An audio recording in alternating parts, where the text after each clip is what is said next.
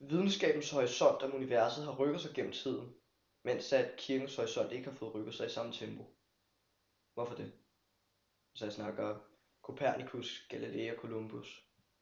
Jamen det er ikke, jeg er ikke helt, ja det kan du sige, men ja, på sin vis, på sin vis kan det være rigtigt i den forstand, at kristendommen har jo ikke, hvad skal man sige, lavet de samme tiltag som naturvidenskaben.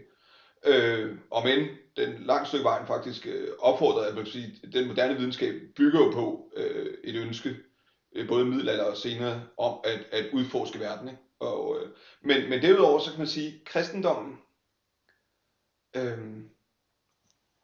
historien af kristendommen, skabelsesberetninger osv.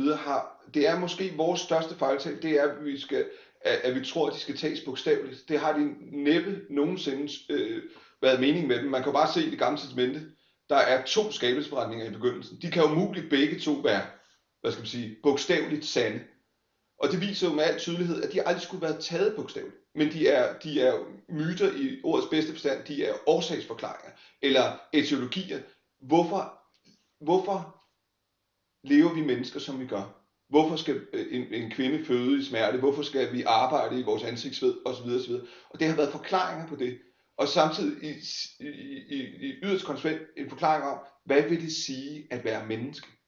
Og på den måde er der ikke stor forskel på kristendom og naturvidenskab. Det der måske er forskellen, det er, at naturvidenskaben langt stykke vejen, det bliver de nødt til, er reducerende. De bliver nødt til at gå ind i sådan nogle små bitte ting og sige, gå ind, hvor kristendommen hele tiden prøver at arbejde med det hele menneske.